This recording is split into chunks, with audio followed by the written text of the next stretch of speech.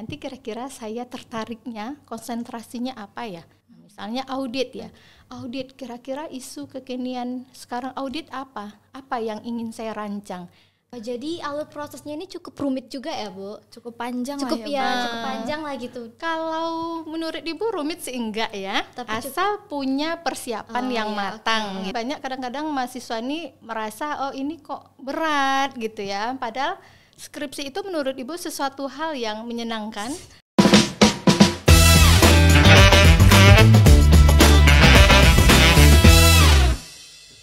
Assalamualaikum warahmatullahi wabarakatuh. Halo keluarga akuntansi, selamat datang di Poketa, Podcast keluarga kita. Halo teman-teman semua, perkenalkan aku Naila Khairani. Dan aku Rebecca Albertina Ramadhani. Nah, jadi kami berdua merupakan mahasiswa Universitas Riau dan kami di sini sebagai host pada podcast kali ini. Nah, di kesempatan kali ini kita akan bahas sesuatu yang pastinya relate banget nih buat teman-teman mahasiswa, yaitu perjalanan menyelesaikan skripsi dari nol sampai akhirnya bisa sidang. Nah, jadi kita kedatangan tamu yang sangat spesial nih teman-teman semua, yaitu salah satu dosen sekaligus koordinator program studi S1 Akuntansi yang pastinya sudah sangat berpengalaman nih membimbing mahasiswa untuk bisa menyelesaikan skripsinya. Nah, selamat datang Ibu Dr. Melda Wiguna, SE, MSc, AKCA. Halo Ibu. Halo, Assalamualaikum warahmatullahi wabarakatuh. Waalaikumsalam warahmatullahi wabarakatuh. Nah, sebelumnya terima kasih kepada Ibu yang telah menyempatkan waktunya untuk menghadiri podcast kali ini. Kita kasih apresiasi dulu nih buat Ibunya. Oke. Nah, gimana nih Bu kabarnya? Alhamdulillah kabarnya sehat walafiat. Alhamdulillah ya Bu. Nah, sebelum podcast ini nih Bu, Ibu habis ada kegiatan apa nih? Nah, hari ini kan hari kebangkitan nasional. Jadi Ibu selesai upacara, makanya kostumnya nih pakai korpri ya. Oke, nah kebetulan nih Bu, kami berdua juga masih semester 2 ya Beka? Iya. Nah, jadi kami dan teman-teman mahasiswa lainnya juga pengen tahu nih Bu, apalagi mahasiswa yang lagi berada di fase ini, apa sih tips, motivasi, atau saran-sarannya dalam menyelesaikan skripsi ini?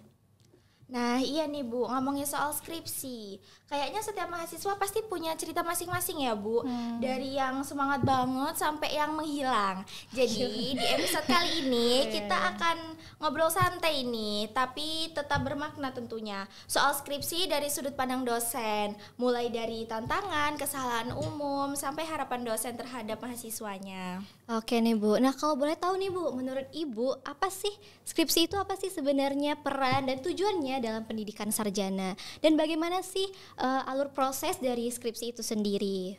Oke, jadi kalau skripsi ini sebenarnya salah satu syarat terakhir sebelum mahasiswa sarjana ya. Jadi walaupun tugas akhir, banyak kadang-kadang mahasiswa ini merasa ini kok berat gitu ya, padahal skripsi itu menurut Ibu sesuatu hal yang menyenangkan ya, menyenangkan tatkala kalian mulai belajar bagaimana sih meneliti gitu ya. Nah, jadi ini merupakan salah satu prasyarat. Jadi kalau kita di prodi S1 akuntansi, pada saat nanti kalian sudah minimal 75 SKS, sudah mulai bisa untuk mendaftar seminar proposal. Jadi kalau alurnya nanti mengajukan judul bab 1, 2, 3, nanti Ibu akan tempatkan siapa pendampingnya. Nah, pendampingan ini biasanya dilakukan selama 2 bulan. Setelah 2 bulan barulah boleh melakukan seminar proposal, sidang ya. Sidang nanti Ibu susun jadwalnya, diuji oleh 3 dosen. Nah, setelah lulus nanti Ibu kasih siapa pembimbing satunya, siapa pembimbing duanya. Nah, ikutilah proses-proses itu. Kemudian setelah itu ada seminar hasil. Seminar hasil dari penelitian yang dilakukan tadi. Iya, masih juga diuji oleh 3 dosen. Siapa dosen yang uji waktu seminar proposal, begitu juga nanti seminar hasil. Kecuali ada dosen yang berhalangan hadir, tentunya harus digantikan ya kalau mahasiswanya tidak mau menunggu jadwal berikutnya kan gitu. Setelah itu nanti barulah kita mengadakan ujian oral komprehensif. Nah, ujian oral komprehensif ini tidak lagi kita berbicara skripsi, tapi bagaimana kemampuan mahasiswa mengikuti seluruh rangkaian mata kuliah. Berarti kalau sekarang ada 144 ya kan? 144 SKS. Bagaimana kemampuan mahasiswa dalam bidang studi atau dalam bidang mata pelajarannya. Jadi seperti itu tahapannya. Oh, jadi alur prosesnya ini cukup rumit juga ya, Bu? Cukup panjang Cukup lah ya, cukup panjang lah gitu. Kalau menurut Ibu rumit sih enggak ya, asal punya persiapan yang matang gitu ya. Awalnya begini, pada saat mahasiswa mau ngajukan judul, jangan minta judul gitu, tetapi paling tidak pada semester yang dia sudah boleh minimal 75 SKS tadi ya, sudah berpikir nanti kira-kira saya tertariknya konsentrasinya apa ya. Misalnya audit ya, audit kira-kira isu kekinian sekarang audit apa yang ingin saya rancang. Karena ada juga mahasiswa kan sudah menempuh mata kuliah metodologi penelitian. Nah dari situ udah mulai tuh dirancang-rancang. Oh kira-kira nanti, jadi kalau ada tugas dari dosen mata kuliah metopelnya, harusnya rancangan itulah yang akan nanti diajukan. Itu kan lebih ini ya udah prepare berarti udah ada perencanaan ya. Nah, pada saat nanti sudah tahap skripsi, harusnya itu 6 bulan saja, nggak usah lama-lama skripsinya, ya kan? Paling lama 6 bulan, 1 semester gitu. Jadi kalau dalam proses tahap belajar meneliti ini, kalau kita punya perencanaan yang bagus, Ibu rasa bisa tepat waktu dengan waktu yang sudah ditentukan tadi gitu ya. Terus enjoy ya, jangan merasa itu sebagai beban, tetapi itu merupakan suatu proses belajar kita ya, selama kita berada menjadi mahasiswa ya, Bu? selama kita kuliah. Nanti kan akan dihadapi juga pada saat kita S2, S3 gitu ya. Nah, jadi S1 inilah awal mula kita belajar gitu ya. Oke Bu, nah dari pengalaman Ibu nih Bu, hambatan apa sih yang paling sering dialami oleh mahasiswa yang sebelum atau saat memulai skripsi? Kalau sebelum mungkin mentalnya ya. Mental ya, karena ada yang merasa udah prepare ya, udah perencanaan bagus. Ada yang kadang Ibu bingung kira-kira mau meneliti apa ya. Itu harusnya di-prepare waktu metodologi penelitian gitu. Jadi ketemu dosennya itu bukan untuk meminta judul, tapi paling tidak minta pengarahan Ibu dari tema yang saya angkat, kira-kira seperti apa ya. Itu sebenarnya proses yang bagus ya. Jadi sudah ada konsep kita mau meneliti ke arah mana gitu kan. Oke nih Bu, jadi banyak nih Bu mahasiswa yang merasa canggung atau takut saat bimbingan, bahkan sampai ada yang kena mentalnya. Gitu ya.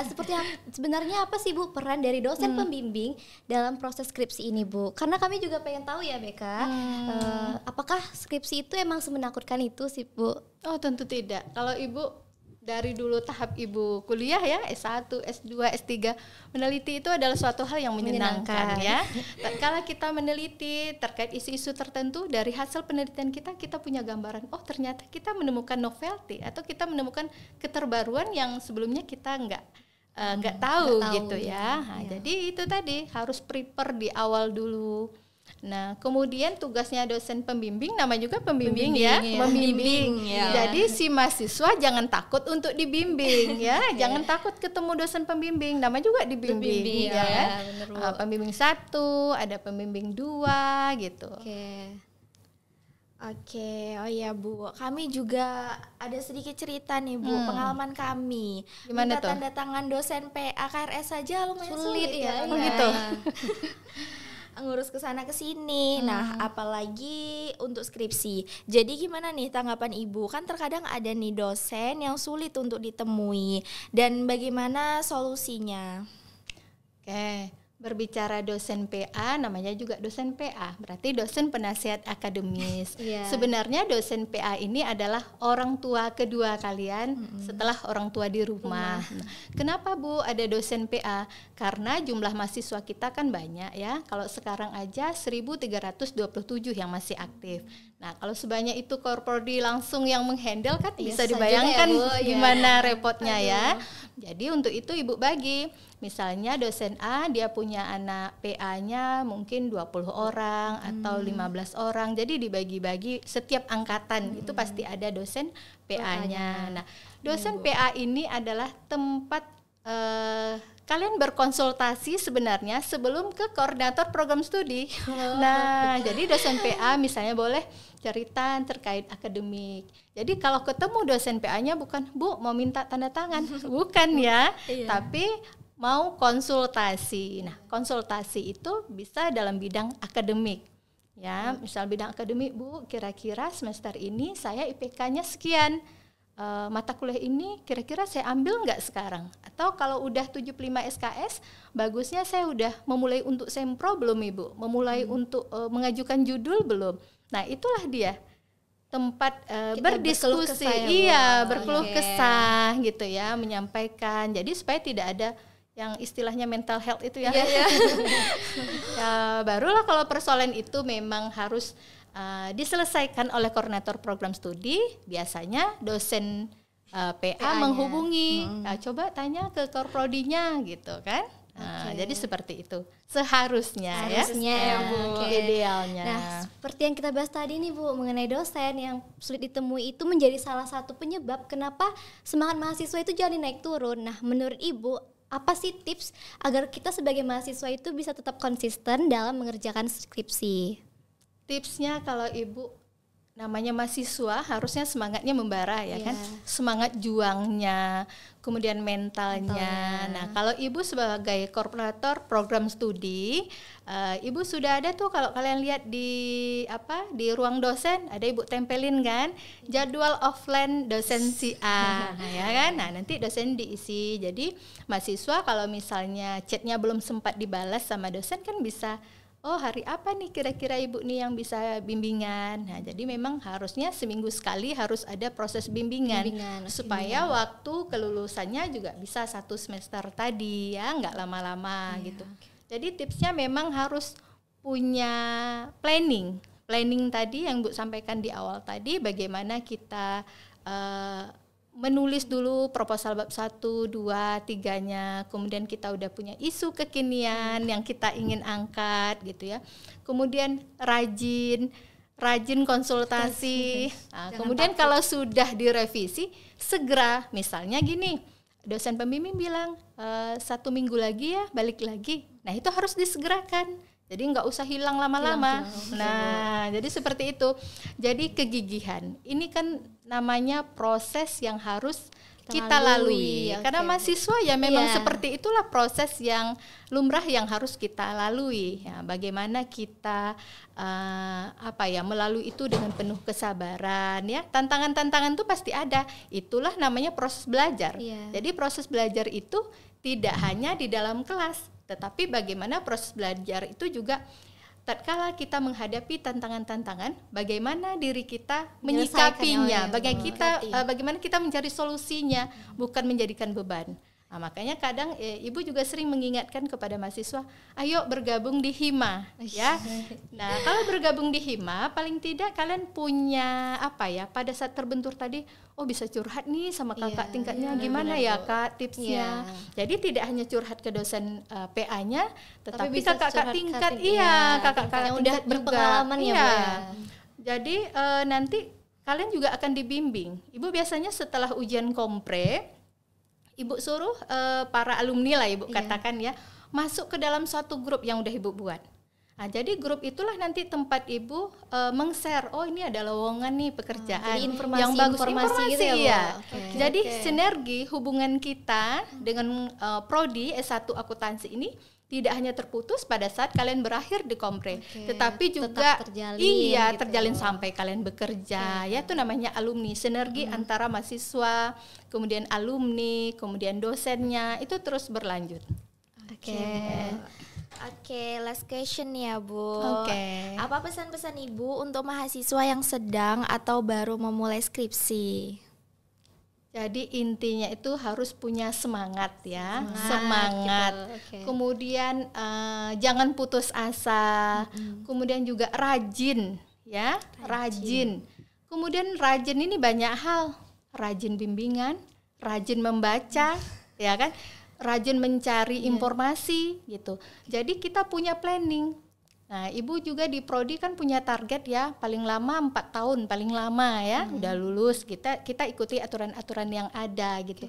Jadi bagaimana kita untuk mencapai target itu? Berarti kan harus ada planning yang harus kita rencanakan. Namanya juga planning kan. Iya. Nah, jadi seperti itu semangatnya. Jadi kalau kita ingin sukses itu tentu kita harus melalui tahapan-tahapan gitu ya. Tidak ada orang yang Langsung sukses gitu ya, Bu. tiba-tiba nggak ada prosesnya. Iya, ada ya semuanya kan? ada prosesnya Iya, gitu semua ya. ada proses dan nikmati proses itu dengan hal yang menyenangkan. Enjoy ya kan, Bu? Iya. Iya. Nanti kalau sudah tamat, sudah tidak mahasiswa lagi, Udah kangen tuh, Bu. kangen proses Masa-masa itu, Bu. Iya, saat ini memang kok kayaknya tertekan ya, Bu. Iya. Padahal setelah lewat tuh itu merupakan suatu pengalaman yang tidak bisa Diulang kalian lagi. Iya, tidak bisa diulang lagi. Kecuali nanti ngambil S2 Iya, ya. iya. Tapi sudah beda pula fashionnya Iya. kan, udah beda lagi gitu. Benar. Oke. Wah, luar biasa banget ya obrolan kita hari ini. Banyak banget insight yang bisa kita ambil, terutama buat teman-teman mahasiswa yang lagi berjuang atau akan memulai skripsi. Nah, bener banget tuh Beka. Jadi buat teman-teman mahasiswa yang lagi berjuang atau ingin memulai skripsi nih, bisa banget nonton video ini ya. Nah, terima kasih banyak Ibu atas waktu dan ilmunya. Semoga apa yang disampaikan bisa jadi motivasi dan panduan yang bermanfaat bagi mahasiswa-mahasiswa di luar sana. Oke, mungkin dari Ibu kira-kira ada yang ingin disampaikan lagi nggak nih? Oke ya, terkait mahasiswa yang lagi menyusun skripsi ya. iya. Pertama itu memang jangan takut untuk berproses ya kan, jangan takut untuk belajar gitu. Jadi memang tahapan-tahapan itu harus kita lalui dan nikmati dengan sebaik-baiknya ya. Apalagi akreditasi di jurusan akuntansi sudah mendapat akreditasi internasional. internasional Ya, dari negara Jerman. Jadi harapan kami di program studi S1 akuntansi tentu mahasiswa-mahasiswa yang berkualitas, alumni-alumni yang berkualitas gitu. Jadi harus sudah go internasional gitu. Jadi kalau sudah go internasional, semangatnya juga harus semangat internasional ya. Oke. Apalagi sekarang pas hari ini kan Hari Kebangkitan Nasional. Ayo mahasiswa, semangatnya dibangkitkan supaya menjadi generasi emas anak bangsa gitu ya. Nah, itu dia tadi teman-teman. Jadi, buat teman-teman pendengar, ingat bahwa skripsi itu bukan hanya soal kelulusan, tetapi juga proses belajar. Jangan takut memulai, jangan ragu minta bimbingan, dan tetap semangat sampai akhir. Oke, sampai jumpa di episode selanjutnya. Podcast Keluarga Keluarga kita. Kita. Wassalamualaikum warahmatullahi wabarakatuh.